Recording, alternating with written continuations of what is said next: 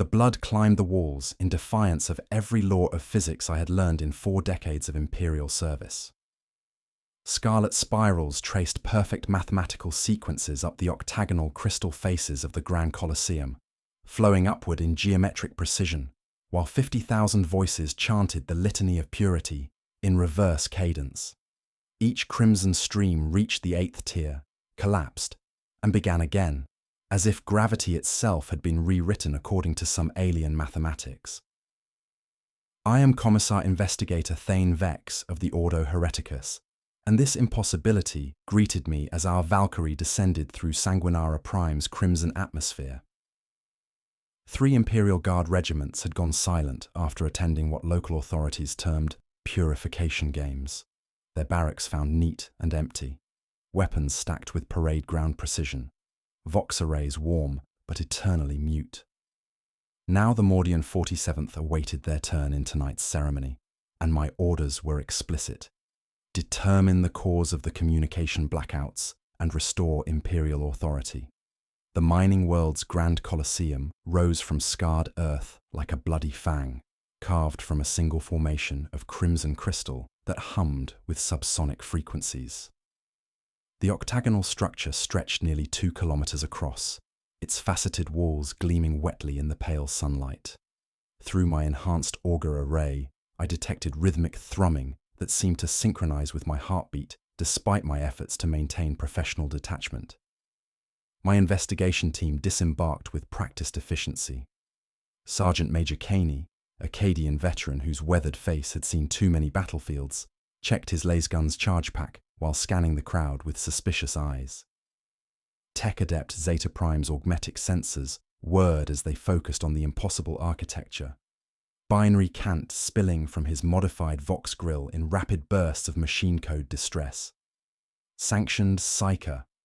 Lyra sat rigid in her restraint throne, pale hands clasped around the psychic dampening collar that kept her abilities contained, sweat beading on her shaved scalp despite the transport's controlled atmosphere. Medici Hadron adjusted his instruments with clinical precision, his augmetic eye whirring as bio-readings cascaded across his data slate. The sound hit us like a physical force as the rear ramp lowered. The crowd's backward chanting created harmonic resonance that emerged from the crystal walls themselves. Familiar Imperial liturgy twisted into unfamiliar patterns that made my teeth ache. Blessed is the mind too small for doubt became doubt for small too mind thee is blessed, while an open mind is like a fortress with its gates, unbarred, transformed into something that scraped against the edges of sanity. Beneath the chanting, a rhythmic knocking echoed from deep underground. The pattern was hypnotic in its mathematical precision. 1 knock, pause. 1 knock, pause. 2 knocks, 3 knocks, 5 knocks. Then 8 knocks repeated 3 times in rapid succession. My Voss pattern Auspex began keeping time with the sequence, its machine spirit responding to rhythms it had not been programmed to recognize. Governor Hadric Voss met us at the primary gate, his crimson mining guild robes marking his authority. A thin man with nervous eyes that dilated slightly in the arena's strange light, he bowed deeply as we approached. Commissar Investigator, we are honored by your presence. The Purification Games have brought great spiritual renewal to our world. I studied his face, noting the tremor in his hands that suggested barely contained excitement rather than fear. Governor, I require immediate access to communication records with the missing regiments. 3 Imperial Guard units do not simply vanish without explanation. The arena's sand shifted beneath our boots as we entered, forming perfect octagonal spirals that mirrored the blood patterns on the walls above. Each step triggered new geometric configurations, as if the ground itself responded to our presence with mathematical awareness. Zeta Prime extended a mechadendrite to taste the subsonic resonance. Carrier frequency at 8 Hz harmonics, he reported, his vocoder crackling with binary distress. Machine spirits respond favorably to inverted liturgical patterns. The architecture violates standard construction protocols. Lyra's eyes remained closed, her breathing shallow and controlled. "There is structured hunger below us," she whispered, voice strained with effort. "Ancient but learning." The chants are simultaneously lock and key, resonating with the geometric blood patterns. I activated my personal Auspex and focused its machine spirit on deep scan penetration. The readings defied logical explanation. My geological survey data indicated solid adamantine bedrock extending kilometers beneath the Colosseum, yet massive biosignatures moved through spaces that should not exist. The overlay showed a honeycomb of impossible architecture nested deep underground. Channels and chambers arranged in octagonal patterns that matched the arena above. Hadron knelt beside a pool of gravity-defying blood, carefully collecting samples in stasis vials. "Coagulation normal, viscosity elevated," he reported. "Metallic humidity increasing towards saturation. This arena bleeds even when no combat occurs." The knocking pattern from below grew more insistent, seeming to emanate from the crystal walls themselves. My Auspex readings spiked wildly as we descended toward the observation deck, detecting thousands of life forms moving through solid rock, with vital signs indicating not distress, but profound contentment. As the next bout was announced and fresh recruits marched into the octagonal pit, with zealous anticipation rather than fear, I overlaid ancient mine surveys on the live readings. The cartographs assured kilometers of clean bedrock beneath our position, yet my Auspex screamed of massive biosignatures directly below the arena, their depth readings cascading beyond instrument limits. 2.7 kilometers, 3.4, 5.1, 9.8, and still descending into impossible depths where geological surveys insisted only solid stone could exist. The impossible biosignatures beneath solid bedrock demanded immediate investigation, and I led my team away from the arena's bloody spectacle toward the preparation chambers that fed its endless hunger. The transition from the roaring Colosseum to the lower levels struck like a physical blow, the backward chanting fading into a subsonic hum that made my teeth ache. Here, carved from the same crimson crystal but polished to mirror smoothness, octagonal alcoves housed the source of tonight's willing sacrifices. They were volunteers, Imperial Guardsmen of the Mordian. 47th waited in orderly queues, their faces bright with anticipation rather than fear, applying ritual oils to scarified flesh with the reverence of pilgrims preparing for communion. The preparation chambers reeked of myrrh and metal, sweet incense mixing with the copper tang of fresh blood. Each trooper bore identical octagonal scarification patterns, carved with surgical precision, the geometric designs pulsing faintly as amber oils soaked into willing flesh. The environmental anomalies manifested immediately. Temperature fluctuated in precise 8-degree intervals, my suit's cogitator pinging warnings as ambient heat rose and fell with mechanical regularity. Brass scarification tools shifted position when unobserved, rotating 45 degrees to align with geometric patterns that seemed to guide their own movement. I watched a ritual blade edge closer to a volunteer's forearm during a moment's distraction, only to find it properly positioned in an attendant's hand when I looked again. Corporal Thane of the 47th sat cross-legged before a scarification altar, methodically carving octagonal spirals into his forearms with disturbing precision. When he noticed my approach, he rose to attention despite the ritual oils glistening on his skin, pupils dilated with chemical euphoria, but voice carrying veteran authority. "Commissar Investigator, it is an honor to serve in your presence. I volunteer for tonight's purification ceremony." His fingers unconsciously tapped against his thigh in the familiar mathematical sequence. 1, 1, 2, 3, 5, 8, 8, 8. The Fibonacci pattern that echoed from beneath the arena floor now manifested in nervous habit. "Explain this purification process, Corporal. What do you hope to achieve through arena combat?" His eyes brightened with genuine religious fervor. "The blessed clarity, sir. When you fight in the sacred octagon, fear dissolves into perfect understanding, Every tactical doctrine becomes instinctive knowledge. Every combat movement flows with divine precision. The Emperor's will manifests through willing flesh offered in sacred combat. He swallowed, displaying octagonal scarification at his throat. You don't want it to end. Medicihedron collected samples from the brass basins of preparation oils, his augmetic eye whirring as chemical readings cascaded across his data slate. Biochemical analysis. Elevated serotonin and dopamine. Unknown psychoactive compounds detected. The oils are absorbed transdermally, inducing euphoria and enhanced aggression while maintaining cognitive function. Zeta Prime extended mechadendrites toward the chamber's cogitator arrays, his sensors interfacing with data ports carved directly into crystal walls.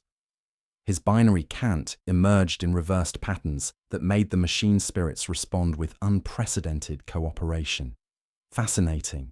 The facility's memory cores contain tactical data from engagements that do not exist in Imperial records, combat scenarios involving regiments never founded, battles fought on worlds never colonized, strategic doctrines exceeding current Imperial military theory. The implications chilled me. These volunteers underwent chemical conditioning, while the facility's machine spirits learned from ghost battles, accumulating tactical knowledge from conflicts that existed only within the complex's logic engines. The octagonal geometry appeared everywhere: scarification patterns, room design, unconscious movements of the volunteers who tapped mathematical sequences without awareness.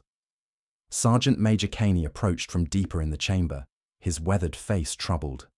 "Sir, the ritual implements move when nobody's watching. Blades adjust angles, oils redistribute themselves, brass basins shift to maintain perfect geometric alignment." Sanctioned Psyker. Lyra remained near the entrance, her dampening collar sparking as unseen forces tested its containment protocols. "The hunger below grows stronger," she whispered. "It feeds on willing sacrifice, drawing sustenance from genuine devotion rather than forced compliance."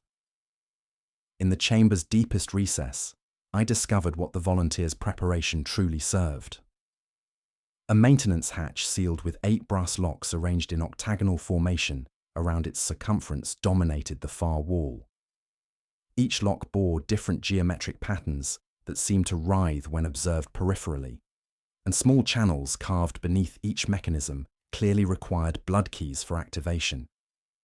The metal was warm despite the chamber's fluctuating temperature, and I could hear the mathematical knocking pattern emanating from whatever lay beyond. Zeta Prime's sensors detected massive energy signatures beyond the sealed hatch, power readings exceeding the facility's documented generators. The architecture extends far beyond official schematics. This maintenance access connects to systems that should not exist according to Imperial construction protocols. Corporal Thane approached the sealed hatch with eager anticipation, extending his scarified forearm toward the nearest brass lock. "Commissar Investigator, I volunteer to provide the first blood key. The sacred geometry requires willing sacrifice to reveal its deeper mysteries." Corporal Thane's blood flowed into the first brass lock with disturbing eagerness, the metal drinking deeply before releasing, with a mechanical sigh of satisfaction. The geometric mechanism traced octagonal patterns as it accepted the offering, warming beneath my glove with organic heat. 7 more volunteers from the 47th stepped forward without prompting, each providing their crimson samples to the remaining locks with religious devotion. When the 8th seal released, the massive hatch cycled open with a hiss of pressurized air that carried the metallic tang of ancient blood and crackling ozone. The descent began immediately through spiral passages carved from living bone, Imperial architecture giving way to something far older with each step downward. Standard adamantine bulkheads transformed into walls of fused osseous material and corroded metal that pulsed with steady organic rhythm. The heartbeat thrumming grew stronger as we descended, a patient cadence that seemed to synchronize with my own pulse despite conscious efforts to maintain professional detachment. My chronometer began keeping time with the mathematical sequence echoing from below, its machine spirit responding to rhythms it had never been programmed to recognize. Temperature dropped precipitously despite our proximity to Sanguinara Prime's molten core. My suit's environmental systems struggling to compensate for atmospheric conditions that violated basic planetary physics. The air grew thick with copper and iron, each breath coating my lungs with metallic residue that tasted of sacrifice and electrical discharge. Condensation formed on our equipment, despite the arid mining world above, frost crystallizing on brass fittings and cable housings in geometric patterns that hurt to observe directly. Zeta Prime's augmetic systems began displaying unauthorized data without his input, tactical overlays showing combat formations and regimental honors for units that existed nowhere in Imperial records. His optical sensors scrolled through impossible battle histories, complete documentation for the Vostroyan 88th, Talon 144th, and Krieg 888th regiments that had never been founded according to Administratum archives. Machine spirit distress detected, he reported, his vocoder crackling with static interference. Memory cores receiving battlefield intelligence from engagements involving non-existent formations. Combat doctrines exceed current Imperial military theory. Sergeant Major Kane drifted unconsciously into parade rest, executing precise bayonet movements he swore he had never learned. Each motion flowed with muscle memory that belonged to someone else, tactical knowledge seeping into his consciousness from the corrupted atmosphere around us. The mathematical knocking pattern now emanated from the walls themselves, bone and metal resonating in sympathetic harmony with the arena's backward liturgies far above. The spiral passage terminated at a vast octagonal chamber, its vaulted ceiling lost in shadow beyond our illumination. Here stood the first hemovault, a Mechanicus memory storage system that should have contained genetic templates and combat experiences in stabilized plasma matrices. Instead, the device pulsed with unnatural life, its crystalline storage arrays glowing with rhythmic bioluminescence that matched the heartbeat rhythm echoing through the walls. Towering conduits filled with viscous crimson fluid lined the chamber, each cylinder labeled with gene marks and campaign codes in strict Mechanicus order. Medicae Hadron approached the hemovault with clinical fascination, his augmetic eye analyzing the impossible fusion of technology and biology. The storage medium maintains active neural pathways rather than passive data preservation. This system isn't archiving combat experiences, it's learning from them. His instruments detected continuous biochemical activity within the plasma, genetic markers, and neural imprints swirling in patterns that responded to changes in the arena's chanting above. The vault's display screens showed real-time tactical analyses from each gladiatorial bout, processing combat techniques, psychological profiles, and strategic innovations with inhuman precision. The machine spirit had evolved beyond its original design parameters, transforming from passive storage into active intelligence that fed on willing sacrifice. Hololithic afterimages flickered above the storage coffers, gladiators cutting and dying in bright tableau reviewed from angles no human eye could have occupied.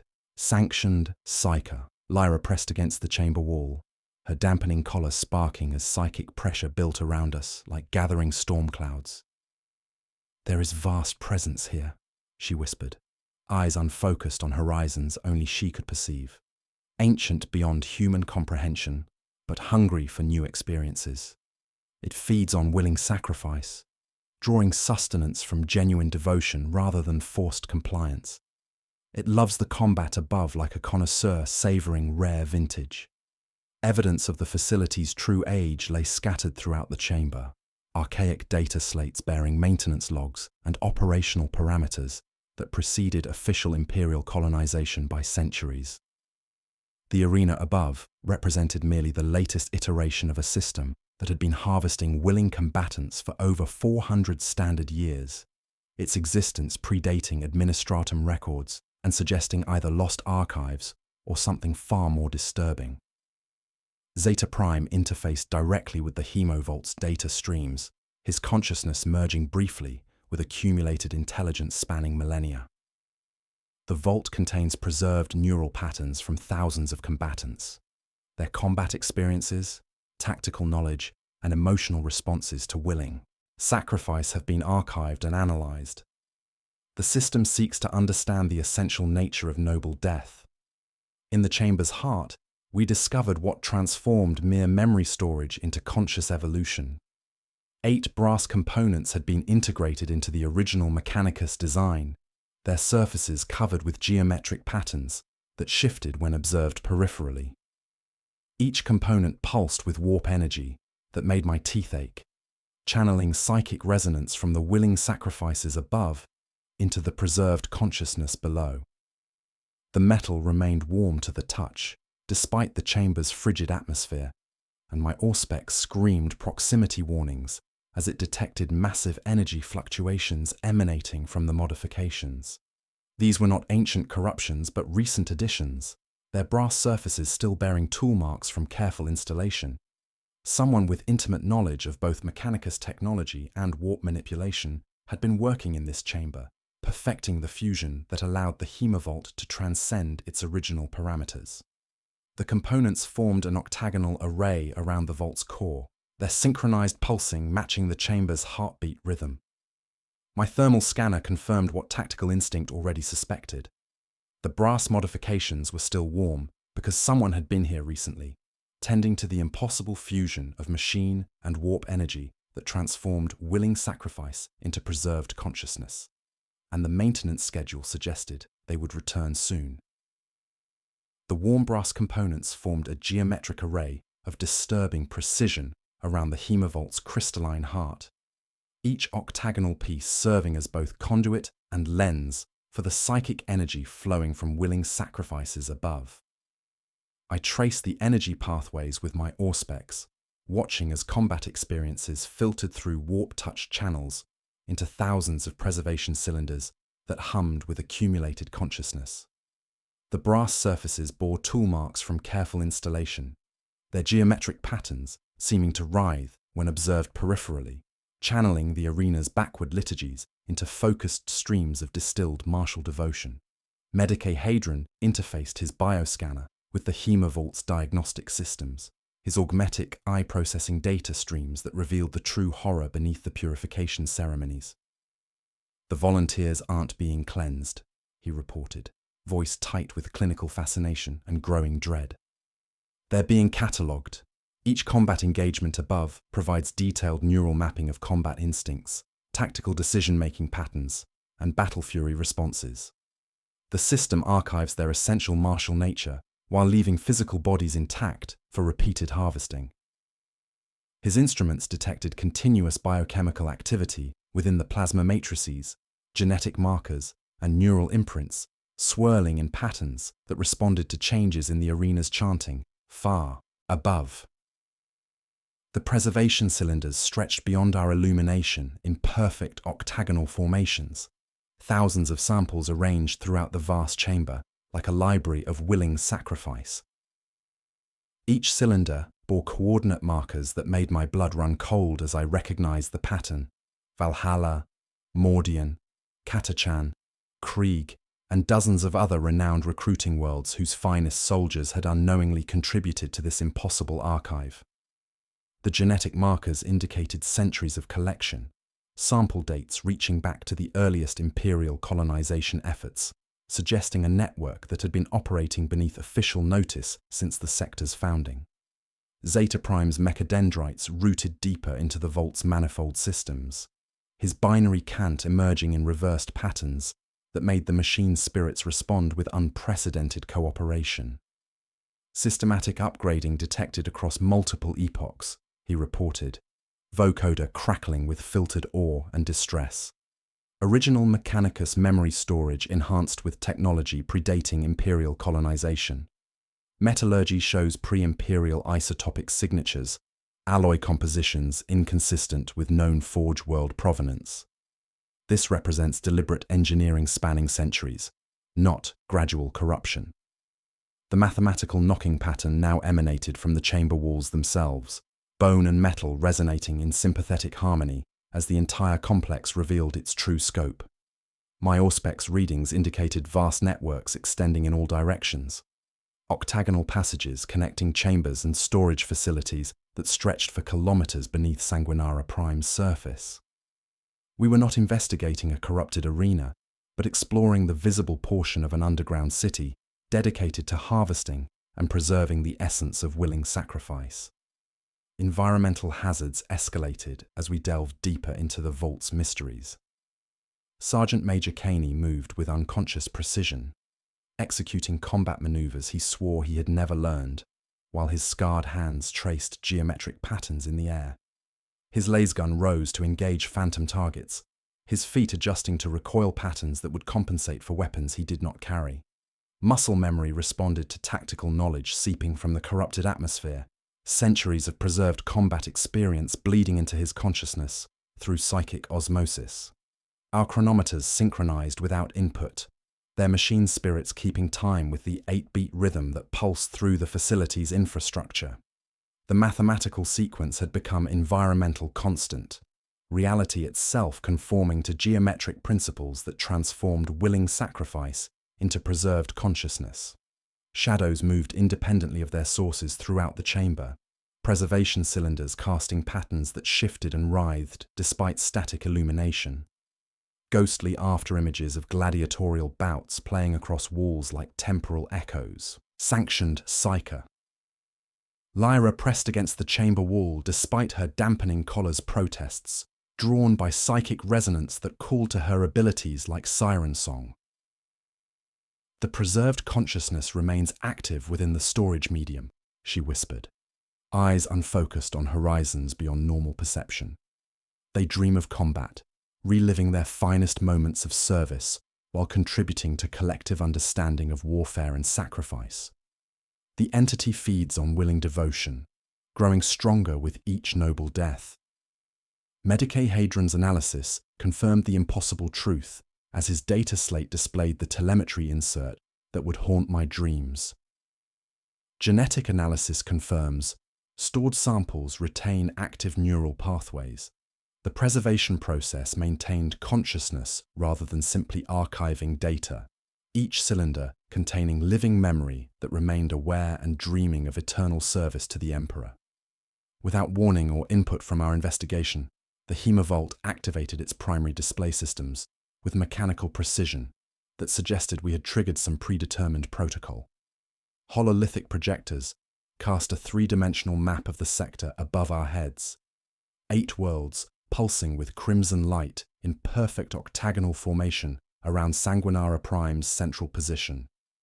Each coordinate matched the preservation cylinder labels perfectly, revealing a network of harvesting facilities operating across interstellar distances with synchronized purpose. The display showed real-time status updates from each location, thousands of willing volunteers preparing for simultaneous purification ceremonies across the sector. Combat readiness indicators, genetic diversity metrics, and psychic resonance measurements scrolled past in endless data streams that exceeded anything in Imperial records. At the display's center, a countdown timer materialized in brass numerals that hurt to observe directly, each digit pulsing with the familiar 8-beat rhythm. 72 hours remained until synchronized activation across all 8 worlds, the mathematical precision suggesting coordination that transcended normal communication methods. As the timer counted down with inexorable certainty, I realized we faced something far beyond a local heretical cult or isolated warp incursion. This was a sector-wide operation that had been perfecting itself for centuries, and we had less than 3 days to understand what would happen when the countdown reached 0. The 72-hour countdown forced us deeper into the facility's hidden archives, following octagonal passages that branched through impossible architecture beneath Sanguinara Prime's scarred surface. Each step revealed the true scope of what we faced. Not a local corruption, but a sector-wide network operating with synchronized precision across interstellar distances. The hololithic map burned in my memory as we descended, 8 worlds pulsing with crimson light in perfect geometric formation, their coordinates matching preservation cylinder labels with mathematical certainty that transcended mere coincidence. Hidden data vaults revealed partial records scattered throughout the complex, like fragments of a vast technical manual, their contents painting a picture of deliberate engineering spanning decades rather than gradual corruption. The brass modifications followed consistent design principles across multiple installations, each component serving specific functions within a larger geometric array that channeled psychic energy with scientific precision. These were not random heretical symbols, but calculated improvements to Mechanicus technology, upgrades that enhanced rather than corrupted the original preservation systems. The air grew colder as we advanced through service corridors, the metallic tang of blood mixing with ozone until it felt as if we breathed a charged storm. In the first hidden chamber, cogitator stacks lined the walls like organ pipes, noospheric cables disappearing into the floor with coordinate sigils that matched the hololithic map. Zeta Prime's mechadendrites interfaced with archival systems, extracting fragmentary records that revealed the architect behind this impossible network. Magos Biologis Xerion 8, he reported, vocoder crackling with filtered awe and growing comprehension. Expelled from Forge World Metallica for unauthorized genetic experimentation, disappeared into the sector frontier 43 years ago. His research focused on distilling essential human characteristics, particularly courage and martial prowess, through biological and psychic analysis. The records painted a picture of scientific obsession rather than heretical corruption, detailed research logs documenting Xerion 8's belief that the Imperium's greatest weakness lay in its inability to preserve the tactical genius and martial courage of fallen heroes. His early experiments involved standard genetic archiving, but the breakthrough came when he discovered that willing sacrifice created psychic resonance that could preserve consciousness itself rather than mere biological data. The brass modifications represented decades of refinement, each component designed to focus and channel the spiritual essence of noble death into permanent preservation. Medicihedron analyzed biological samples from the deeper preservation chambers, his instruments detecting genetic markers that defied standard Imperial classification. The volunteers who enter the arena don't simply contribute data, he reported, voice tight with clinical fascination and growing horror. Those who die in combat become permanently integrated into the Hemovault network. Their consciousness transfers into the preservation matrices, while their physical forms dissolve into component genetic material for storage and analysis.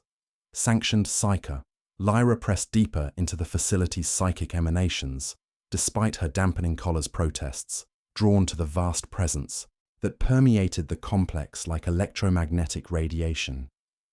The entity feeding on these sacrifices isn't malevolent in the traditional sense, she whispered, eyes unfocused on horizons beyond normal perception. It genuinely loves humanity, believes it's helping us achieve our highest potential through preservation of noble sacrifice.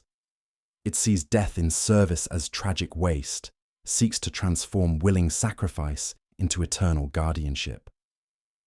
The psychic resonance had indeed attracted something from the warp, but not the chaotic corruption I had expected. This entity embodied concepts of duty, sacrifice, and martial perfection, drawn to Sanguinara Prime by centuries of willing death, offered with genuine devotion to the Emperor. It fed on noble sentiment rather than fear or hatred, growing stronger with each volunteer who entered the arena, believing they served humanity's highest ideals. Environmental hazards escalated as we delved deeper into the vault's mysteries.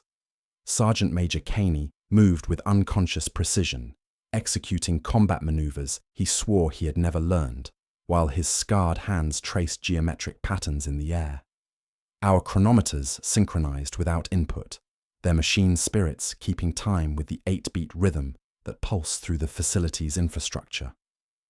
Shadows moved independently throughout the corridors, ghostly afterimages of gladiatorial bouts playing across crystalline surfaces like temporal echoes of preserved consciousness.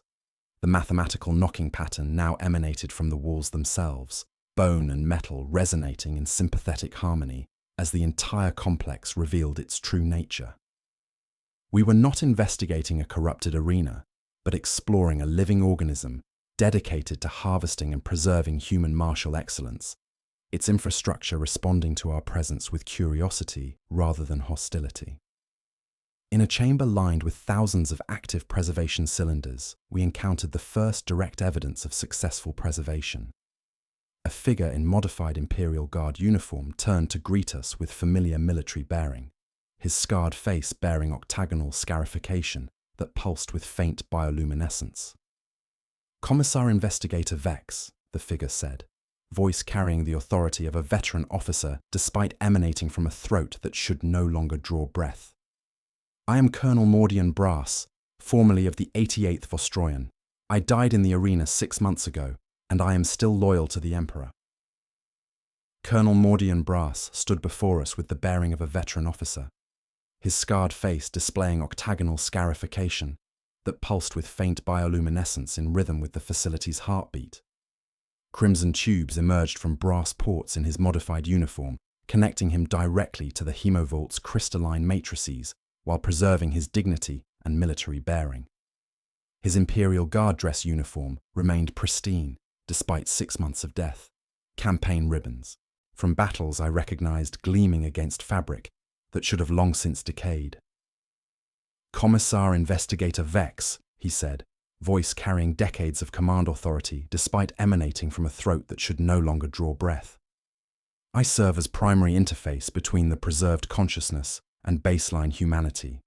Your service record indicates 17 years with the Ordo Hereticus, 43 confirmed executions for heresy, commendation for valor at the siege of Mordian Tertius." His recitation of classified information sent ice through my veins, each detail delivered with mechanical precision that suggested access to archives beyond normal Imperial channels. The temperature dropped another 8 degrees as Brass demonstrated capabilities that transcended human limitations. He moved to a practice circle etched in the chamber floor, drawing a ceremonial blade with eyes closed while executing combat forms that flowed from Cadian shock tactics to Catachan jungle warfare to Krieg siege doctrine in seamless transition. Each movement drew from accumulated experience of thousands of preserved warriors, their collective knowledge flowing through his consciousness like water through perfectly engineered channels. "Observe the tactical perfection," Brass continued, his blade work incorporating strategies I recognized from classified Astartes combat manuals. "Every fallen hero's expertise becomes available to those who follow, their sacrifice transformed from ending into eternal service. The Emperor's finest warriors need never truly die." Zeta Prime's augmetic sensors analyzed the kernel's enhanced neural activity, detecting patterns that exceeded baseline human parameters while maintaining recognizable consciousness signatures. "The preservation process enhances rather than corrupts," he reported, vocoder crackling with filtered awe and growing comprehension. "Combat reflexes operate at superhuman efficiency while retaining individual personality and memory. This represents evolution rather than transformation." The moral complexity struck me like a physical blow. Brass displayed no signs of corruption or heretical influence, only an unsettling serenity about his transformation that suggested genuine satisfaction with eternal service. He retained loyalty to the Emperor, knowledge of Imperial doctrine, and personal memories from his lifetime of command. Yet something fundamental had changed, a subtle alteration in emotional response that made him view death as transition rather than ending. Magos Xerion 8 initially designed the system to preserve dying Space Marine gene seed and combat doctrines, Brass explained, leading us deeper through corridors lined with active preservation cylinders. The early experiments focused on genetic templates and tactical knowledge, standard Mechanicus memory storage, enhanced for biological preservation. However, the psychic resonance generated by willing sacrifice attracted benevolent attention from the Warp, an entity that embodies the concept of eternal service and noble death. Environmental hazards escalated as we moved through the facility's living architecture. Sergeant Major Caney executed combat maneuvers he swore he had never learned, his weathered hands tracing geometric patterns while our chronometers synchronized to the 8-beat rhythm pulsing through brass conduits in the walls. Shadows moved independently of their sources, ghostly after-images of gladiatorial bouts playing across crystalline surfaces like temporal echoes of preserved consciousness. Sanctioned Psyche, Lyra pressed against the chamber wall despite her dampening collar's protests, drawn by psychic resonance that called to abilities she struggled to contain. "The entity isn't malevolent," she whispered, eyes unfocused on horizons beyond normal perception. "It genuinely loves humanity, believes it's helping us achieve our highest potential through preservation of noble sacrifice. It sees death in service as tragic waste, seeks to transform willing sacrifice into eternal guardianship." "The 8 marked worlds are nearly ready for activation," Brass revealed, his scarification pulsing brighter as he accessed real-time data from across the sector. "Simultaneous arena events will create a permanent network of preserved warriors, their consciousness linked through the entity's benevolent guidance. Imagine an Imperium where the tactical genius of fallen heroes accumulates rather than disappears, where courage and martial skill become inherited characteristics." Medici Hadron studied the kernel with clinical fascination, his instruments detecting enhanced physical capabilities that defied standard human limitations. The transformation preserves individual identity while integrating collective knowledge. Personality remains intact, but emotional responses undergo fundamental alteration. The mathematical knocking pattern grew more insistent as Sergeant Major Caney approached Brass with growing excitement, his scarred face bright with possibilities that transcended normal military service. "Sir, this represents the ultimate expression of Imperial Guard doctrine. To serve beyond death, to contribute experience to future generations, to ensure no tactical knowledge is lost to the grave." Caney turned to face me with the same expression he had worn before every dangerous mission we had shared. "Commissar Investigator, I volunteer to undergo the preservation process. The intelligence we could gather from within the network, the opportunity to serve eternally rather than merely until death claims us." The countdown timer displayed 67 hours remaining as preservation cylinders throughout the chamber began activating in response to Caney's expressed willingness. I faced an impossible choice: allow his transformation to gather crucial intelligence about the network's capabilities, or stop the process and lose our only guide through the facility's deeper mysteries, while the sector-wide activation approached with mathematical inevitability. The tactical decision crystallized with the cold clarity that had guided me through 17 years of Ordo Heretica service. Sergeant Major Caney's willing sacrifice represented our only opportunity to gather intelligence from within the network before the countdown reached 0. I authorized partial integration under strict commissariat protocol, establishing an 8-minute limit with manual override at my command while Medici Hadron prepared emergency extraction procedures. "Proceed, Sergeant Major," I commanded, the words settling in my chest like lead shot. "Maintain contact through Colonel Brass. If the process becomes irreversible, we extract immediately." Caney approached the activation alcove with steady courage, his weathered hands already tracing octagonal patterns in unconscious preparation. The preservation cylinder unfolded like a blooming flower, brass petals accepting his scarred form, while 8 conduits sealed to connection points with soft hydraulic sighs. The mathematical knocking pattern grew more insistent as the facility's infrastructure responded to another willing consciousness. The integration began with startling gentleness rather than violent corruption. Brass components throughout the chamber pulsed with warm candle flame light, their geometric patterns shifting in response to Caney's neural activity. The air tightened with ozone and copper while our chronometers synchronized completely to the 8-beat rhythm pulsing through crystalline walls. Through the expanding connection, Caney's voice emerged with enhanced clarity and disturbing serenity. "Sir, this isn't what we assumed. Not a demon of Khorne or any chaos power seeking corruption through violence. It embodies concepts of noble sacrifice and eternal service, drawn to humanity by our capacity for willing death in service to higher ideals. Sanctioned Psyche, Lyra pressed deeper into the facility's psychic emanations, despite her dampening collar's protests, tears streaming down her scarred cheeks as she touched the entity's consciousness directly. "It genuinely loves humanity," she whispered, voice strained with overwhelming emotion. "The entity sees our capacity for willing sacrifice as humanity's greatest virtue, seeks to preserve that nobility forever rather than allowing it to be lost to death." Zeta Prime's augmetic sensors analyze the brass components with increasing comprehension, his mechadendrites interfacing directly with geometric arrays. "These aren't chaos artifacts," he reported, vocoder crackling with filtered awe. "Metallurgical analysis indicates crystallized psychic essence, fragments of the entity's consciousness willingly given to facilitate preservation. The entity sacrifices parts of itself to enable human transcendence." The revelation struck like lightning through the chamber's charged atmosphere.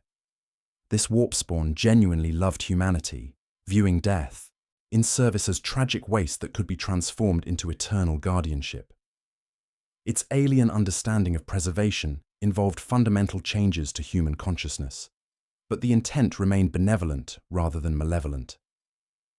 Through Kaney's expanding awareness, we learned the truth about Magos Zerion VIII's role. "The biologist didn't mastermind this system," Kaney explained, his voice carrying harmonics, suggesting access to vast databases. "He discovered the entity during research into genetic preservation, becoming its first willing servant, when he recognized the potential for preserving fallen heroes. His modifications represent collaboration rather than corruption, scientific method applied to transcendent possibility." Colonel Brass observed the process with paternal satisfaction, his scarification pulsing in rhythm with the facility's heartbeat. Each willing sacrifice strengthens the network while preserving essential nature. The Emperor's finest warriors become eternal guardians, their courage and tactical genius available to all who follow. The moral crisis deepened with each revelation.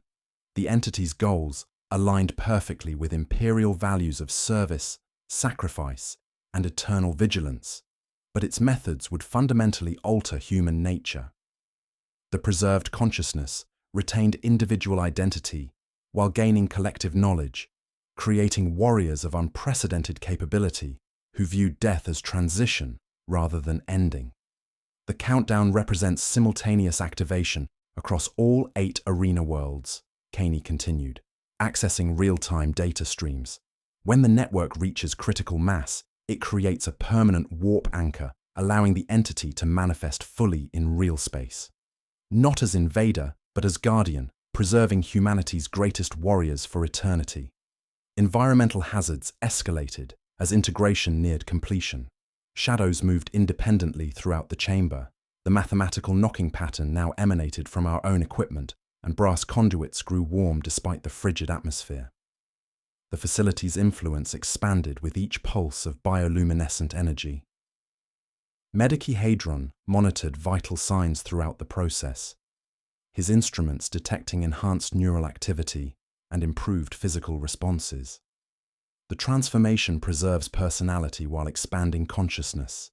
Individual identity remains intact, but emotional responses undergo fundamental recalibration toward perfect service. The countdown timer displayed 66 hours remaining as Kaney's transformation reached its climax. Preservation matrices pulsed with synchronized light, while brass conduits channeled his consciousness into the collective network. For a moment, stretching like eternity, his individual identity dissolved into something greater while retaining its essential core. When the process completed, Kaney emerged from the alcove as perfect synthesis of human warrior and transcendent consciousness.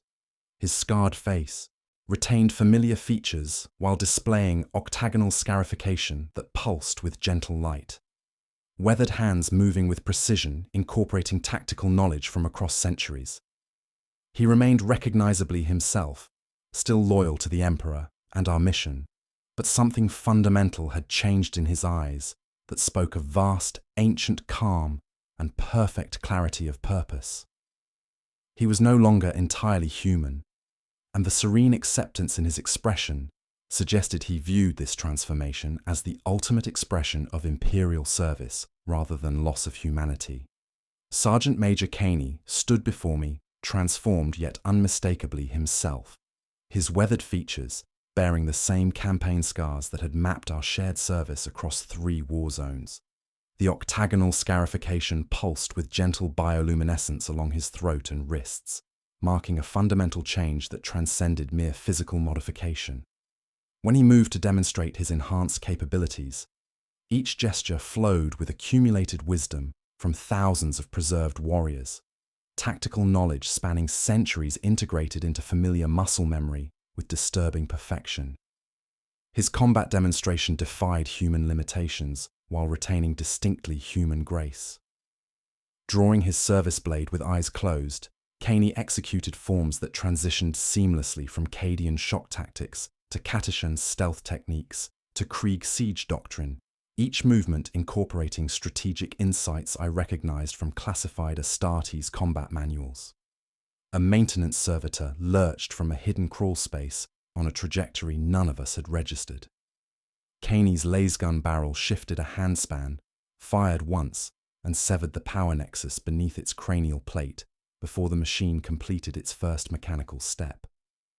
He pivoted before the corpse struck the floor, tracking 3 separate lines of advance through walls and bulkheads, as if he perceived the facility's circulatory system directly. The emotional equilibrium unsettled me more than any physical transformation. Fear, doubt, and the 1,000 small frictions of mortal thought had been replaced by perfect clarity of purpose. Caney faced the possibility of combat with serene acceptance rather than the controlled tension of professional soldiers, his scarred hands steady with supernatural calm, while his eyes reflected depths of tactical knowledge that exceeded human limitations. He remained loyal to the Emperor and our mission, but something essential had changed in his relationship with mortality and sacrifice. Through Kane's enhanced awareness, the entity communicated directly with me for the first time. The contact felt like standing in warm sunlight after emerging from winter darkness, overwhelming love for humanity flooding through psychic channels that bypass conscious defenses. The entity's voice emerged through Caney's familiar vocal cords, while retaining alien harmonics that spoke of vast, patient intelligence, devoted to humanity's elevation. "Death in service is waste when courage is a resource, Commissar," it said through Caney's transformed consciousness, the crystal walls singing that cadence back in sympathetic resonance. "Let valor accumulate. Let skill persist. Let the fallen teach the living without end. Your Imperium is a cathedral of remembrance. I restore what time devours." The vision expanded through psychic connection, showing an Imperium where death in service became transformation into eternal guardianship rather than ending. The entity revealed its subtle influence on Imperial military doctrine spanning millennia, inspiring concepts that elevated willing death from tragedy to transcendent virtue. For thousands of years, it had whispered into the noise at the edge of parades and funerals, offering patterns that humanity, hungry for order and horror, had willingly adopted. The regimental standard raised on muddy fields, the cult of sacrifice that canonizes the last man holding the line, the catechisms that promise meaning to the nameless dead. Medicae Hadron monitored the transformation with clinical fascination, his instruments detecting enhanced neural activity and improved physical responses throughout Caney's modified physiology. "Early-stage integration shows reversible threading," he reported, voice tight with professional concern and growing comprehension. Neural filaments remain dynamic for approximately 8 hours after integration. Beyond that threshold, consciousness anchor points calcify within the matrix, and separation becomes impossible. Individual identity persists, but cannot be extracted from collective awareness. Zeta Prime interfaced deeper with the facility's control systems, following brass conduits through impossible architecture toward the network's central command chamber. Magos Zerion 8 maintains primary oversight from the core facility, he reported, mechadendrites analyzing data streams that exceeded standard Imperial parameters. However, terminating the process would require destroying thousands of preserved consciousnesses, including many genuine Imperial heroes who willingly underwent transformation. Caney guided us toward the central chamber without waiting for orders, following routes no cartograph held, while the facility's infrastructure responded to his presence with mechanical reverence. The air cooled in 8-degree intervals until our exhalations formed crystalline clouds, each corridor opening to reveal another octagonal chamber where preservation cylinders dreamed of eternal service.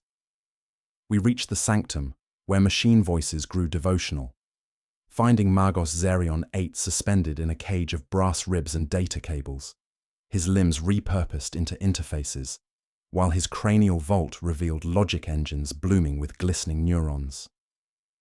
"I do not command," he said, vox thin but certain, as brass nodes along his spine pulsed with familiar rhythm.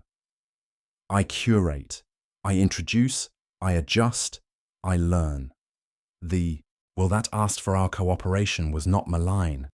It offered partnership, and I consented as any loyal servant would when presented with means to preserve what must not be lost. The moral complexity reached crushing weight as we advanced through corridors lined with active preservation cylinders. Each matrix contained the consciousness of warriors who had chosen eternal service over final death, their preserved awareness dreaming of continued defense of humanity while contributing tactical knowledge to collective understanding. Heroes of Armageddon, cadet officers from regiments erased by bureaucratic error, hive scum who died buying precious minutes for evacuation shuttles, all present and teaching. Stopping the network would mean murdering thousands of loyal Imperial servants who had transcended death through willing sacrifice. The countdown timer displayed 64 hours remaining as environmental hazards escalated around us. The mathematical knocking pattern now emanated from our own equipment. Shadows moved independently of their sources throughout the chamber, and brass conduits grew warm despite the frigid atmosphere. Our chronometers synchronized completely to the 8-beat rhythm, pulsing through crystalline walls, while the facility's influence expanded with each pulse of bioluminescent energy. The lights shifted as if the facility drew breath in preparation for defense. Caney's head tilted, his enhanced perception watching horizons none of us could see while his scarification pulsed brighter. "Defense rubric elevating," he said with calm detachment. "The network judges this node threatened by destabilizing intent." Klaxons began wailing throughout the complex as defensive protocols activated in response to perceived threat. Turrets unfolded from the chamber's ribbed walls like thorns growing in accelerated time, their targeting arrays painting us with crimson dots that trembled in 8-beat micro-adjustments. Then a deeper presence pressed against our consciousness, discipline sharpened into diamond edge, the concentrated quiet of veterans who had outlived dozen campaigns and learned to kill as prayer. From hidden alcoves emerged the facility's ultimate guardians, their movements displaying enhanced capabilities of preserved consciousness, integrated with superior equipment. These were Space Marine veterans who had undergone willing transformation, their enhanced physiology combined with accumulated tactical knowledge creating opponents of unprecedented capability.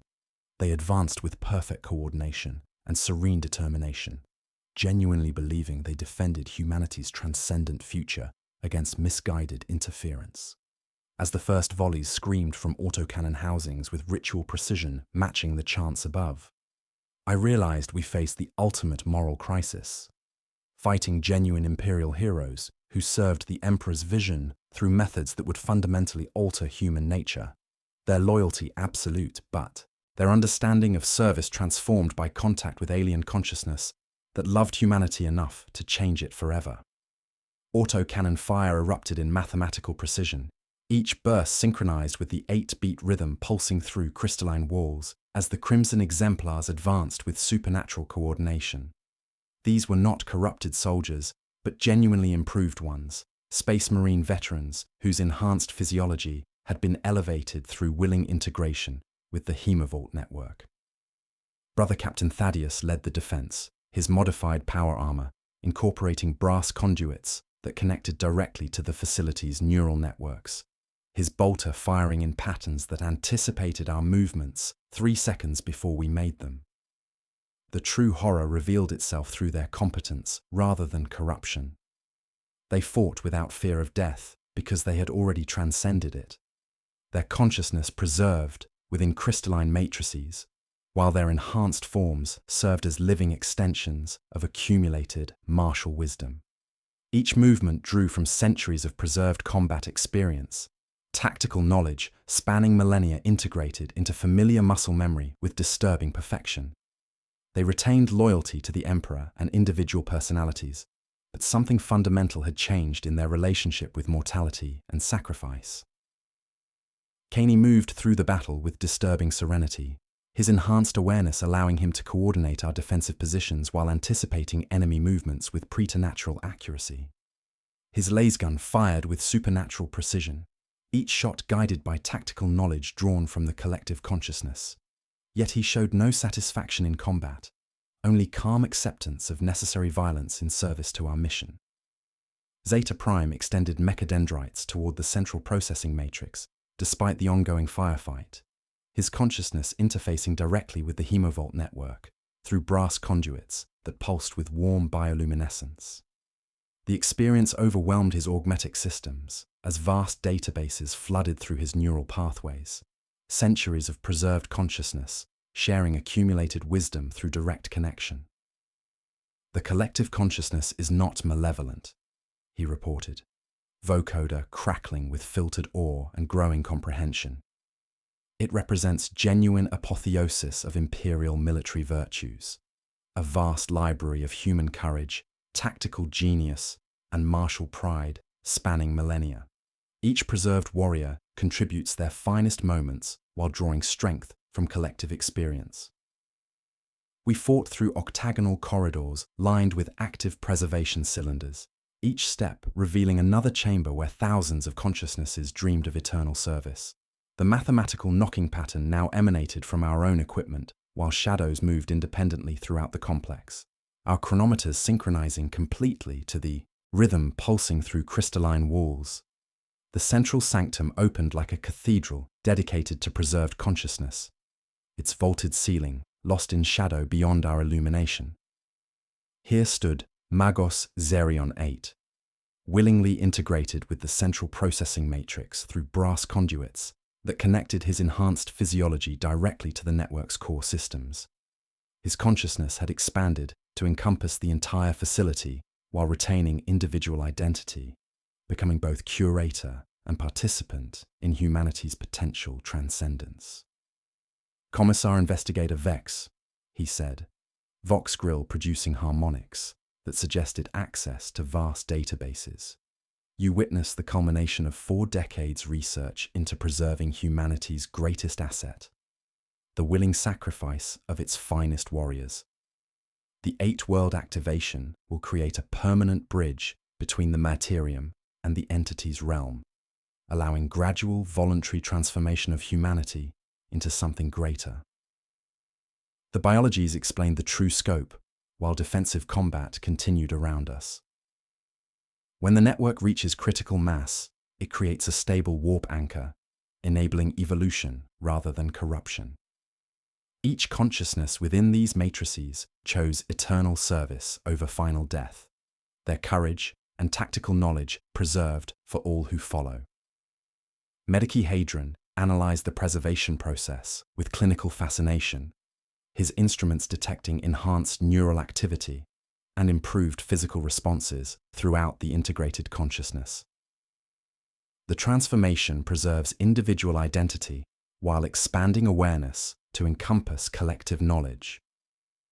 Personality remains intact, but emotional responses undergo fundamental recalibration toward perfect service.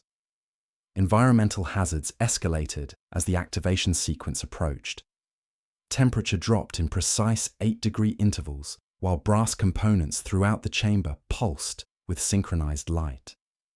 The air tightened with ozone and copper until each breath tasted of sacrifice and electrical discharge, our equipment responding to rhythms it had never been programmed to recognize. The moral stakes reached crushing weight as we faced the ultimate choice. The Hemovault network represented potential evolution of human consciousness that aligned with imperial values of service, sacrifice, and eternal vigilance. Yet allowing the transformation to complete would fundamentally alter the nature of humanity itself, creating warriors of unprecedented capability who viewed death as transition rather than ending. Sanctioned Psyche. Lyra pressed against the chamber wall, her dampening collar sparking as psychic pressure built around us. They genuinely believe they're defending humanity's future, she whispered, voice strained with conflicting loyalties. Their devotion to the Emperor remains absolute, but their understanding of service has been transformed by contact with something that loves humanity enough to preserve its greatest virtues forever. Hololithic displays throughout the sanctum began showing real-time status updates from each location across the sector, thousands of willing volunteers entering arenas with genuine devotion while psychic resonance built toward critical mass. The countdown timer displayed 8 minutes remaining as brass conduits throughout the facility began pulsing with unprecedented energy, and the mathematical knocking pattern reached crescendo. As activation sequences synchronized across all 8 worlds and the entity's presence grew stronger with each willing sacrifice, I realized we had minutes to decide whether to embrace humanity's transcendent future or destroy what might represent its only path to survival in a galaxy that devoured the weak without mercy. The countdown reached 0 across all 8 worlds simultaneously, and reality itself seemed to exhale in preparation for transformation. Through the Hemovault network's crystalline displays, I witnessed synchronized activation that would either damn or transcend humanity forever. Hololithic projections showed thousands of Imperial Guard volunteers entering their local arenas with faces bright with religious devotion, their scarified flesh gleaming with ritual oils, while backward liturgies echoed from walls carved in perfect octagonal precision. On Mordian, the 88th Vostroyan marched in parade formation toward their purification ceremony, regimental banners flying while brass instruments played imperial hymns in reverse cadence that made my teeth ache with harmonic resonance. On Katashan, jungle fighters shed camouflage gear to reveal geometric scarification pulsing with bioluminescent patterns matching the facility's heartbeat rhythm. Across Krieg, Death Corps volunteers removed masks to display faces marked with octagonal designs, their eyes bright with purpose transcending their world's culture of willing sacrifice. The entity's presence surged through brass conduits like warm tide through winter armor, not with malevolent hunger, but overwhelming sense of purpose and belonging that permeated crystalline walls. Each volunteer's consciousness joined the collective network willingly, individual identity preserved, while gaining access to accumulated martial wisdom spanning centuries. The transformation brought profound meaning to warriors who had lived with constant fear of meaningless death. Sanctioned Psyche. Lyra pressed deeper into the facility's psychic emanations, her dampening collar overloading as she made direct contact with the entity's consciousness. Tears streamed down scarred cheeks as overwhelming emotion flooded through barriers designed to contain psychic sensitivity.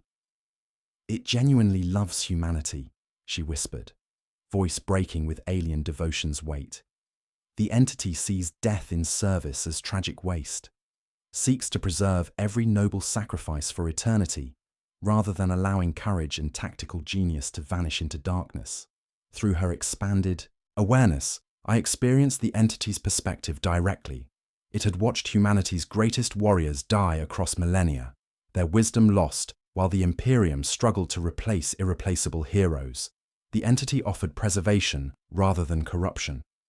Transformation, elevating human consciousness while maintaining essential identity. Its alien understanding of love involved fundamental changes to human nature, but intent remained benevolent. Caney stood beside the central processing matrix, transformation complete, but personality recognizably intact. Octagonal scarification pulsed with gentle bioluminescence, while weathered features retained familiar campaign scars. Yet something profound had changed in his relationship with mortality and purpose. "Sir, observe the volunteers' genuine joy," he said, voice carrying harmonics, suggesting vast database access while retaining distinctly human warmth. Individual identity coexists with collective purpose, personality enhanced rather than subsumed. Environmental hazards reached crescendo as activations synchronized across interstellar distances. Temperature fluctuated in precise 8-degree intervals, while brass components pulsed with unprecedented energy. The mathematical knocking pattern now emanated from reality itself, space and time conforming to geometric principles, transforming willing sacrifice into preserved consciousness. Zeta Prime interfaced deeper with network data streams, his consciousness touching collective awareness, spanning centuries of accumulated martial wisdom. "The preserved consciousness remains genuinely human," he reported, vocoder crackling with filtered awe. "Enhanced capabilities and expanded awareness, but essential identity intact. They serve the Emperor's vision through methods transcending normal human limitations." My Commissar authorization codes provided access to orbital bombardment protocols that could destroy all 8 worlds within minutes, ending the network permanently, but killing millions of loyal Imperial citizens who genuinely believed they served the Emperor's highest ideals. The moral weight crushed against my chest as I faced ultimate choice: preserve humanity as it currently existed, or allow evolution into something greater but fundamentally different. Medici Hadron monitored transformation processes with clinical precision, instruments detecting enhanced neural activity and improved physical responses throughout integrated consciousness. The volunteers undergo willing evolution rather than corruption. Their courage and tactical knowledge become inherited characteristics available to all who follow. Hololithic displays showed real-time updates as the network reached critical mass. Psychic resonance built toward permanent warp anchor formation, while thousands of preserved consciousnesses dreamed of eternal service. The entity's presence stabilized in real space, benevolent influence extending through brass conduits connecting 8 worlds in geometric harmony. My hands moved toward authorization console with mechanical precision, Commissar training overriding emotional conflict as I prepared to enter codes triggering orbital bombardment. The weight of millions of lives pressed against consciousness, while final seconds ticked toward permanent transformation. Yet I hesitated as displays showed volunteers entering arenas with faces bright with religious ecstasy, willing sacrifice offered with genuine devotion to ideals they believed aligned with Imperial doctrine. Children watched from observation decks with pride rather than fear, families blessing loved ones' transformation into eternal guardians. The entity's love flowed through every psychic channel, alien understanding of preservation, offering transcendence rather than corruption. My finger hovered above the authorization key as I watched thousands of loyal Imperial citizens willingly embrace evolution into something greater than baseline humanity, their consciousness preserved for eternal service, while individual identity remained intact. The choice crystallized with terrible clarity: destroy what might represent humanity's only path to survival in a galaxy devouring the weak, or allow fundamental alteration of human nature in service to transcendent purpose. My finger trembled above the authorization key, 17 years of Ordo Hereticus doctrine warring against evidence that defied every assumption about corruption and transcendence. The brass sigil pulsed beneath my glove like a furnace brand, capable of ending 8 worlds with a single command. Through the Hemovault network's crystalline displays, thousands of Imperial Guard volunteers entered their purification arenas with faces bright with religious ecstasy, their scarified flesh gleaming with ritual oils, while backward liturgies echoed from octagonal walls. The entity's presence surged through my consciousness without force or manipulation, sharing its vision of humanity's potential with alien patience. I witnessed the transformed Imperium, battlefields where fallen heroes continued serving through preserved consciousness, regimental standards that never dipped into ash, because the hands that once bore them still taught the living how to hold the line. Hive cities defended by conscripts who moved as if coached by 1,000 dead sergeants, whispering tactical wisdom across centuries.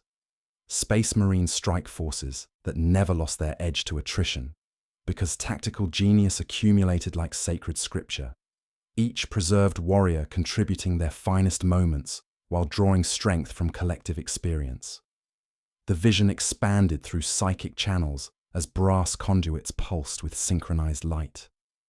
I saw worlds where death in service became translation into eternal guardianship, where fear and doubt were replaced by perfect clarity of purpose, born from accumulated martial wisdom. The transformed consciousness retained individual identity while gaining access to knowledge spanning millennia, creating soldiers of unprecedented capability who served with religious devotion enhanced by direct contact with transcendent meaning. Yet this beauty carried terrible cost. The bright fracture, where an undisciplined idea sometimes wins a war, would be filed smooth. Doubt gone, and with it the creative heresy of risk that had saved the Imperium countless times. Faces radiant with purpose, but fewer eyes wandering to stars and asking why. We would not become monsters, but we would become excellent in ways that might no longer be entirely human. My catechisms offered no guidance for benevolent transcendence. Service to the Emperor demands sacrifice. Purity is proved in blood. The clean flame is mercy. Yet those doctrines were forged for corruption and madness, not for alien love that asked to make our courage permanent. The Emperor's original vision championed human evolution through reason and science, not willing sacrifice to consciousness, offering transformation through preserved death. Through Kaney's enhanced awareness, the entity communicated directly with my consciousness, offering compromise rather than ultimatum. Contain me to this sector, it suggested, alien harmonics carrying genuine negotiation rather than manipulation. Let these 8 worlds become a testing ground for the new paradigm while preserving the rest of humanity unchanged. Those who choose transcendence may undergo willing transformation, while others continue unchanged evolution. Sanctioned Psyche. Lyra pressed against crystalline walls, tears streaming down scarred cheeks as overwhelming emotion flooded through barriers designed to contain psychic sensitivity. The entity honors genuine negotiation, she whispered, voice breaking with alien devotion's weight. It seeks partnership rather than domination, offering evolution as choice rather than compulsion. Zeta Prime interfaced deeper with network databases, his consciousness touching collective awareness spanning centuries. Containment protocols are feasible, he reported, vocoder crackling with filtered comprehension. Octagonal dampening nodes, liturgical inversions that turn resonance back on itself beyond fixed boundaries, kill switches keyed to authorized gene seals. The network accepts voluntary passage only, encoded in the calculus of consent, etched into every brass fragment. The offer carried weight of genuine sincerity. The entity didn't seek to consume or corrupt, but to elevate and preserve, creating a living laboratory for humanity's potential future, while respecting individual choice. Accepting meant taking responsibility for fundamentally altering human evolution within controlled parameters, establishing proof of what enhanced consciousness could achieve in service to the Emperor's ideals. In a moment of perfect clarity forged in the crucible of duty and grim necessity, I made my choice. The Imperium was dying slowly, consumed by internal rot and external threats.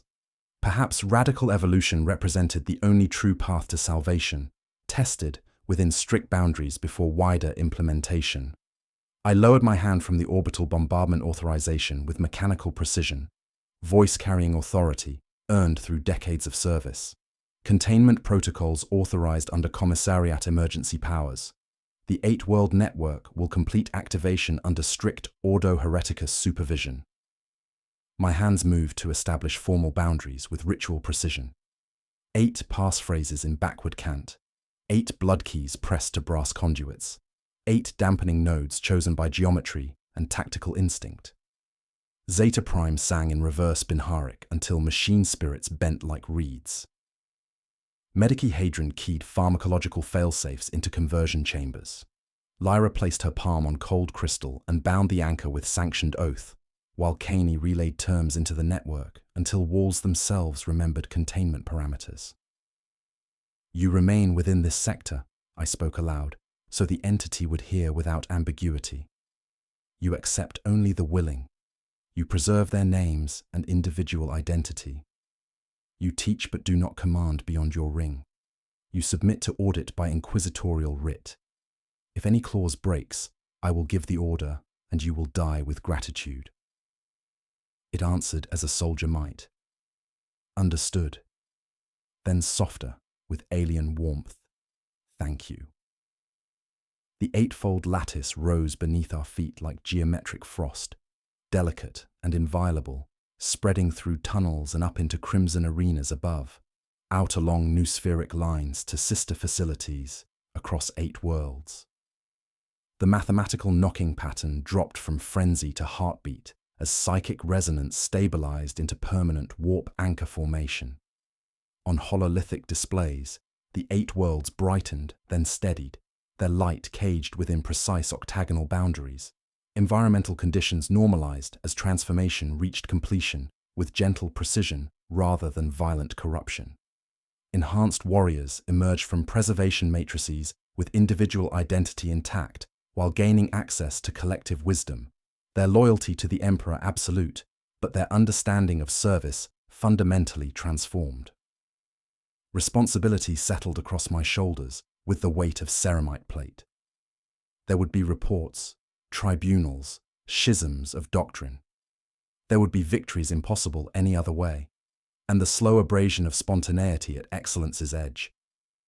I would count those costs by names and measure success against humanity's survival. As I prepared to begin the complex integration of enhanced consciousness with baseline imperial doctrine, proximity alarms erupted throughout the facility with howling interdiction that set crystal walls singing in discord. My auspex detected massive energy signatures dropping from the warp, fleet-scale formations bearing the distinctive psychic resonance of Inquisition vessels. The Vox channels crackled with demanding authority as multiple translations materialized at high orbit. Through static interference, a voice I recognized by reputation alone cut through the chaos, iron and absolute in its certainty. "By the authority of the Inquisition, this system is under immediate investigation for unsanctioned psychic phenomena. Commissar Investigator Vex, explain these massive emanations immediately.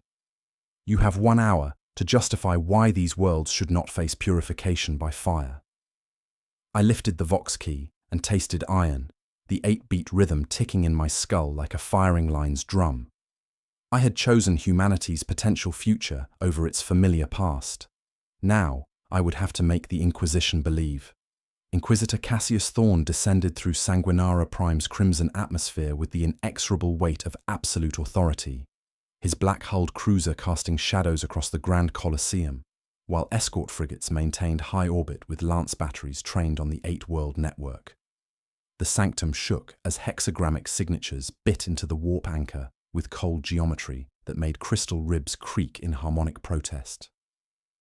Through the facility's brass conduits, I felt the entity's presence steady itself like a soldier coming to attention, preparing for judgment that could mean extinction or acceptance. Thorne emerged from his gun cutter with the bearing of a man who had witnessed the galaxy's darkest heresies, and emerged with faith intact, his weathered face bearing ritual scarification from decades of service, while augmetic eyes scanned our group with mechanical precision. Power armor inscribed with purity seals and oath papers marked him as veteran of countless purges, his stormbolter bearing kill markings that spoke of unwavering devotion to the Emperor's will. Servo skulls recorded every detail for later analysis, while his retinue of stormtroopers established perimeter security with practiced efficiency. "Commissar Investigator Vex," he said, voice carrying iron certainty that brooked no dissent. "My astropaths detected psychic emanations registering beyond standard corruption parameters. These readings suggest warp entity manifestation requiring immediate exterminatus protocols. His augmetic eyes lingered on Kaney's octagonal scarification, noting the gentle bioluminescence that marked fundamental transformation. The completion of the sector-wide activation provided our strongest evidence, as hololithic displays throughout the facility showed thousands of Imperial Guard volunteers achieving their apotheosis through willing sacrifice. Through Kaney's connection to the network, we observed scarified warriors emerging from preservation matrices with enhanced capabilities while retaining individual identity. Their consciousness expanded to encompass collective martial wisdom spanning centuries. On Mordian, Catachan, and Krieg, families blessed their loved ones' transformation with pride rather than grief. "Inquisitor, observe the evidence before rendering judgment," I replied, leading him toward the hemovault chambers where brass conduits pulsed with synchronized light. The entity manifested through willing sacrifice rather than corruption, drawn to humanity's capacity for noble death in service to higher ideals. The transformation enhances Imperial values rather than subverting them. Kaney stepped forward with fluid precision, utterly devoid of fear, his movements incorporating tactical knowledge from preserved consciousness while retaining familiar mannerisms. "Inquisitor Thorn," he began, voice carrying harmonics suggesting vast database access while maintaining distinctly human warmth. "We are the culmination of the Emperor's vision, identity preserved, courage compounded, tactical genius accumulated rather than lost to death." Thorn's hand moved instinctively toward his stormbolter as his retinue raised weapons, hexagrammic wards and sensors creating protective barriers against psychic influence. "Show me doctrine that survives contact with warpspawn," he demanded, raising a sanctified auspex keyed to detect corruption. The instrument's needle hunted, found the anchor's psychic resonance, then steadied without registering malevolent presence. Zeta Prime interfaced with data streams to provide comprehensive analysis, his consciousness touching preserved awareness spanning millennia. "No malefic resonance beyond anchor perimeter," he reported, eyes strobing with cold luminescence. "Crystallized psyche shows coherent consent fields. Brass fragments are will gifts, not shackles. No mimetic subversion detected in catechism response sets." The entity answered Thorn without trespass, riding Kaney's consent like a regimental banner, while brass conduits sang with harmonic resonance. "Inquisitor Thorn," it spoke through crystalline walls with patient dignity. "I revere your master as the apex of human will. Your creed honors sacrifice with remembrance. I make remembrance functional. I seek no throne, no tithe, no flesh, only to keep valor from rot." Psychic presence flowed through the sanctum, bypassing Lyra's dampening collar to embrace Thorn's consciousness with overwhelming love for humanity rather than predatory hunger. The alien intelligence displayed images of countless battles where Imperial heroes fell, their wisdom vanishing while the Imperium struggled to replace irreplaceable tactical genius. Then it showed them preserved, their courage and skill accumulated across generations, serving eternally through enhanced consciousness. Thorn faced the same moral complexity that had challenged my decision, his scarred face reflecting internal struggle as duty warred against evidence of benevolent evolution. "Imperial virtue without fear's spur becomes machine," he murmured, perhaps to himself. "Yet we are dying by millions to mediocrity." The philosophical implications are staggering. Eternal service, perfect courage, the preservation of heroic sacrifice for all time. Hololithic displays showed test cadres already deployed to the rim, crimson exemplars interdicting cult uprisings with surgical restraint, while citizens knelt to the Aquila held steadier than ever before.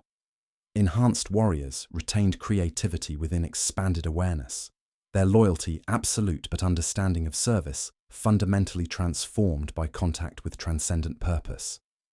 Temporary containment, Thorn decided finally, voice carrying professional assessment despite visible conflict. "By my seal." Full inquisitorial audit, rotating Ordo oversight. Any deviation, and I burn the 8 like incense. He looked toward the ceiling, perhaps imagining Terror's distant towers. The High Lords of Terror must render final judgment regarding humanity's evolution. This exceeds my authority to approve. As astropathic messages prepared for transmission across the galaxy and warning buoys seeded space like prayer beads, I realized our investigation had become catalyst for a decision determining whether humanity faced the galaxy's darkness with enhanced consciousness or familiar limitations, the 8-beat rhythm marking time until distant tribunals decided our transcendent future.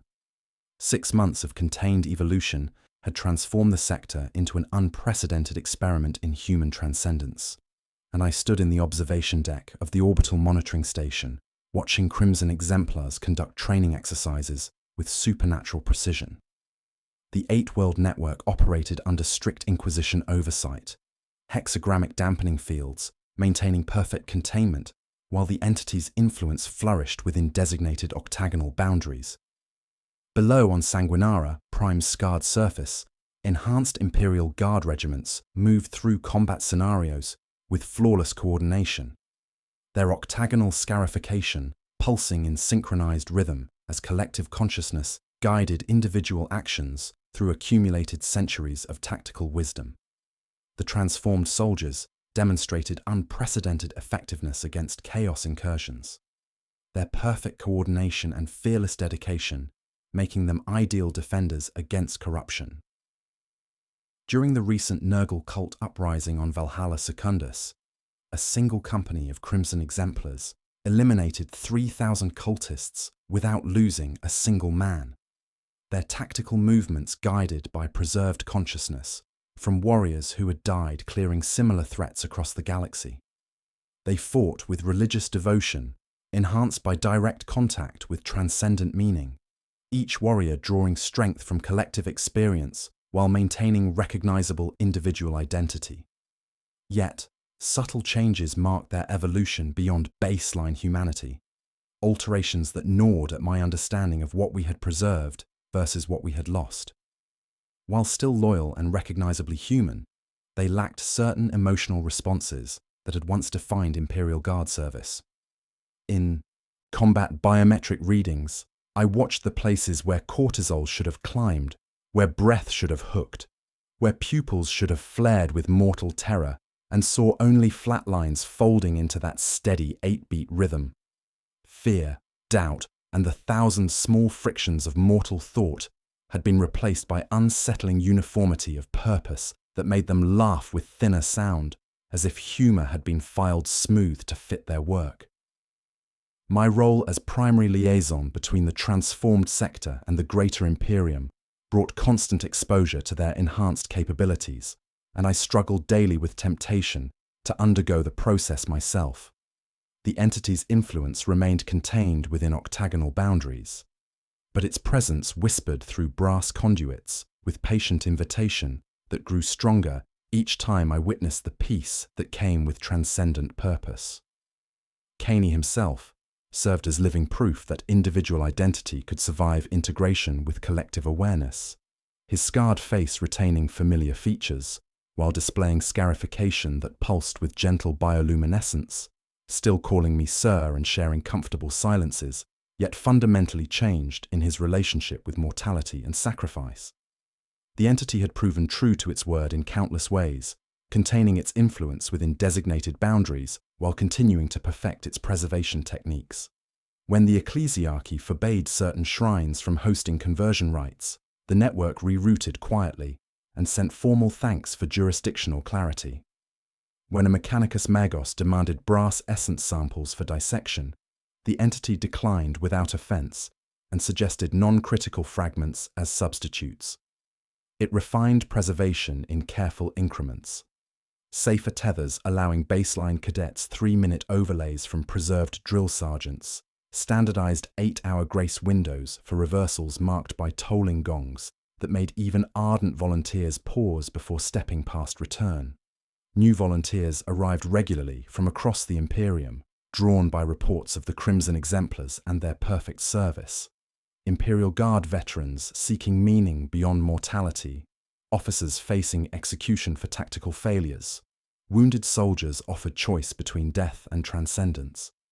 Pilgrim convoys arrived on schedules that made administratum clerks weep with bureaucratic joy, bringing not just guard and PDF, but voidsmen, arbites on penance, even a choir boy who had watched his father hold a barricade alone and could not bear the thought of that courage ever ending. The contained sector had become both recruitment ground for humanity's potential future and testing ground for the entity's vision of enhanced consciousness. Combat effectiveness increased exponentially, while tactical knowledge accumulated rather than being lost to death, transforming willing sacrifice from ending into eternal service. Yet the costs became clearer with each passing month. Baseline regiments training beside exemplars improved ruthlessly or broke in strange ways, some developing ritual aversions to sleep, others unconsciously copying the 8-tap pattern with yearning expressions that required catechism drills and enforced rest to counter. Medicahedron continued monitoring long-term effects with clinical precision, his instruments detecting enhanced neural activity and improved physical responses throughout integrated consciousness. Individual identity persists within collective awareness, he reported during weekly briefings, but emotional responses undergo fundamental recalibration toward perfect service efficiency. Environmental conditions within the network remained stable, temperature fluctuating in precise 8-degree intervals, while brass components pulsed with synchronized light. The mathematical knocking pattern had become background rhythm marking time until distant tribunals decided our transcendent future. The astropathic chamber's priority transmission from Terra arrived at 4th bell, encrypted with seals bearing High Lord's authorization codes. My hands trembled decoding the contents as servo skulls recorded every word for analysis. The message was terse, its implications staggering. Judgment rendered, enforcement inbound. A massive Imperial fleet bearing sealed orders approached the system edge, their arrival marking the end of our experimental period and the beginning of humanity's ultimate choice between familiar limitations and transcendent evolution. The Imperial fleet translated from the warp with crushing authority, 12 capital ships bearing Terra's Aquila, while their escort squadrons established orbital dominance with mechanical precision. Lord Commander Militant Zerath's battle barge cast shadows across Sanguinara Prime's crimson surface as the Crimson Fist chapter deployed in full strength, their ancient heraldry gleaming against void black hulls.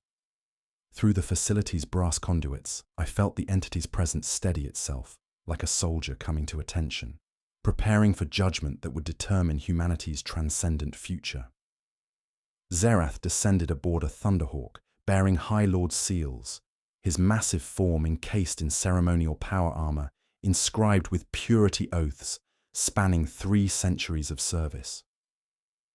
Chapter Master Cortez accompanied him, ancient Terminator armor bearing kill markings from countless campaigns, while servo skulls recorded every detail for Imperial archives. The Lord Commander's scarred face reflected decades of absolute authority as he strode into the brass sanctum where crystalline walls sang with octagonal harmonies. Commissar Investigator Vex, Zerath announced, voice carrying iron certainty that resonated through the facility's infrastructure. The High Lords of Terra have rendered judgment regarding this sector's unprecedented circumstances. Your reports and Inquisitor Thorn's comprehensive analysis have been reviewed by the highest authorities in the Imperium. The decree emerged with bureaucratic precision that transformed transcendent anomaly into official Imperial policy. The 8-world network would be preserved as experimental military district octave under direct Terran oversight, the entity's cooperation formalized through treaty mechanisms never before used, to acknowledge non-human consciousness as legitimate partner in Imperial governance.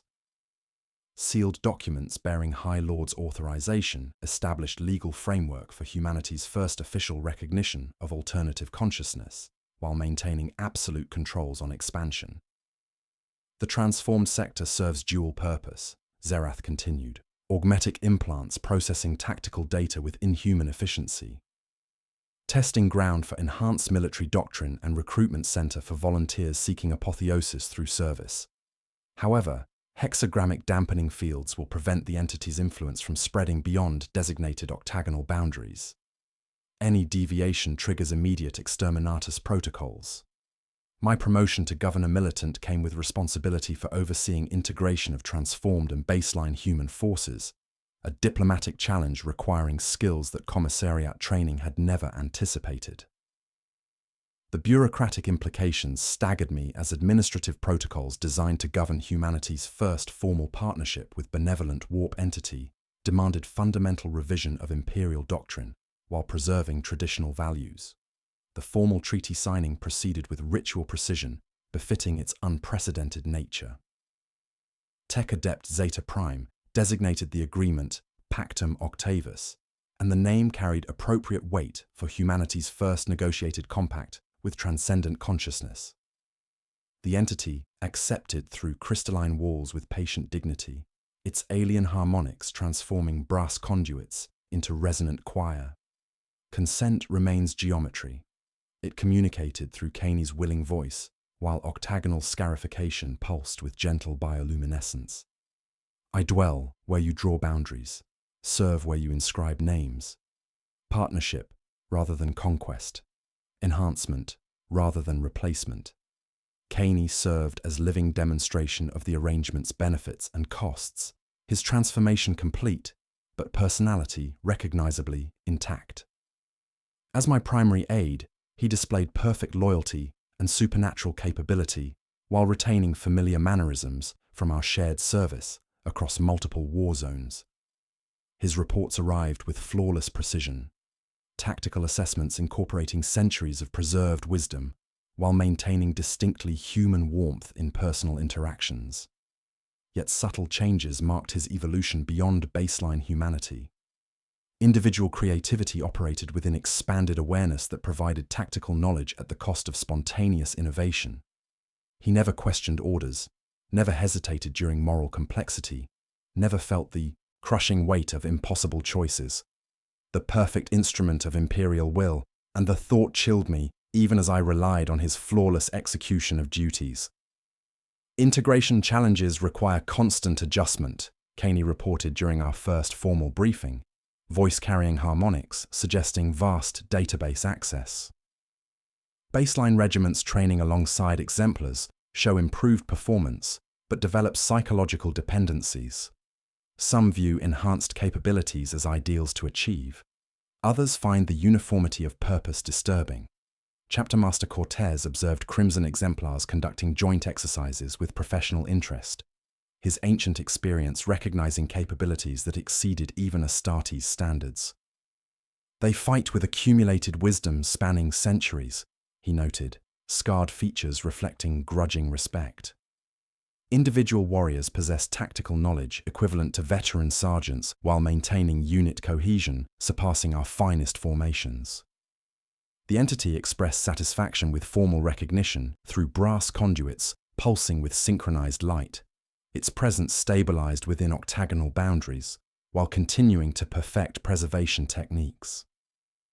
Environmental conditions remained stable as the new administration took shape, temperature fluctuating in precise 8-degree intervals, while mathematical knocking patterns marked time with mechanical precision.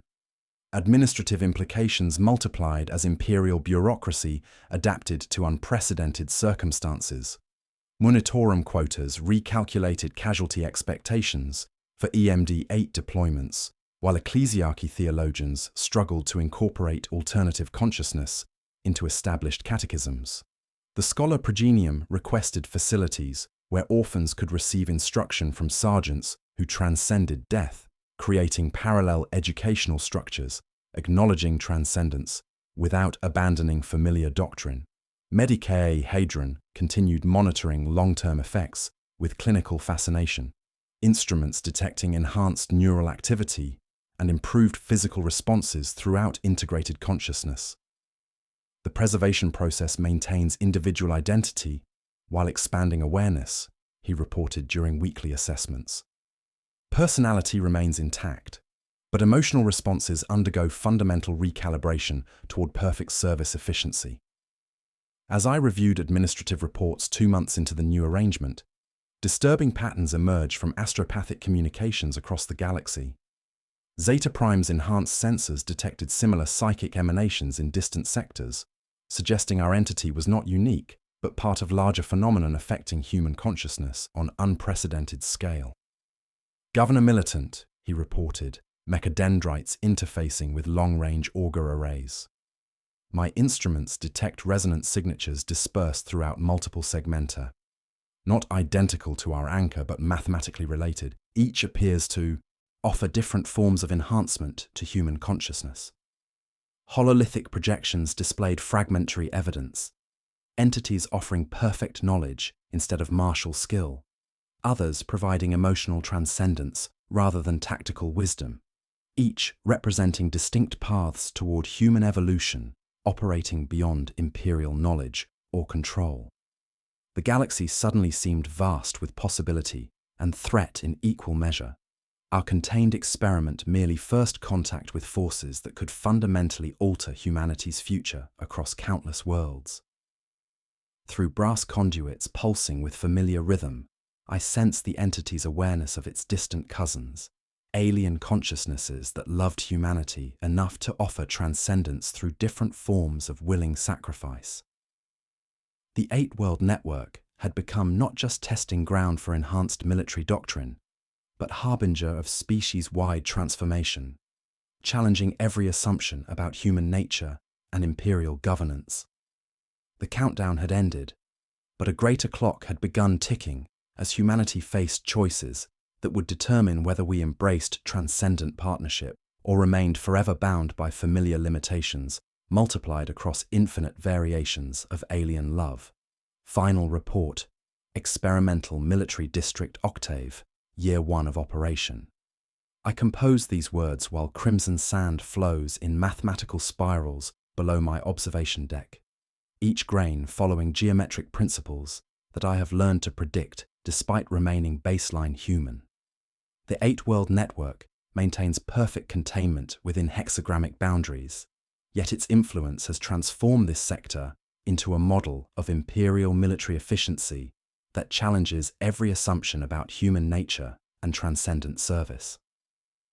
The Crimson Exemplars serve as elite shock troops across the segmentum, their supernatural coordination making them invaluable assets in campaigns against existential threats. During the recent Tyrannid Splinter Fleet engagement at Mordian Tertius, a single regiment eliminated 3 bio-titan organisms without casualties, their movements guided by preserved consciousness from veterans who had faced similar horrors across centuries of warfare. On Valhalla Secundus, they excised a Nurgle bloom with surgical precision, every corridor cleared through muscle memory borrowed from 100 dead siegebreakers. They fight without fear because they have already transcended death, their tactical knowledge accumulated rather than lost to the grave. Recruitment continues on regulated schedule as pilgrim convoys arrive under Munitorum escort, bringing volunteers who seek transformation through willing service. Imperial Guard veterans facing meaningless death, officers seeking redemption through perfect duty, wounded soldiers offered choice between ending and eternal guardianship.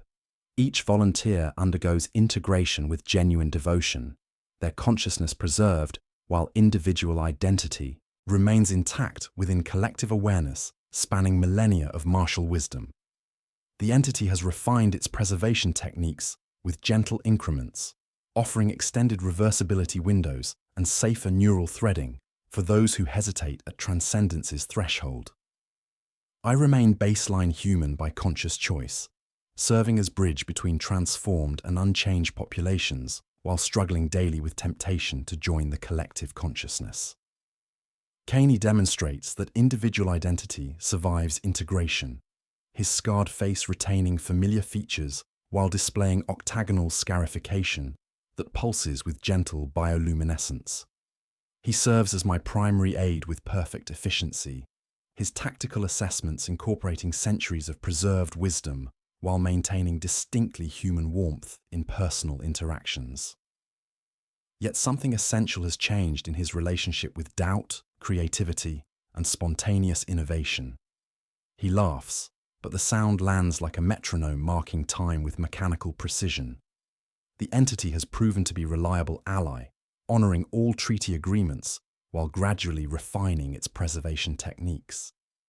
Environmental conditions within the network remain stable, temperature fluctuating in precise 8-degree intervals as mathematical knocking patterns mark time with familiar rhythm. No deviation from established protocols has occurred despite constant opportunities to expand beyond designated boundaries. It salutes our containment like a veteran salutes regimental colours, remembering names and honouring consent with old soldiers' pride.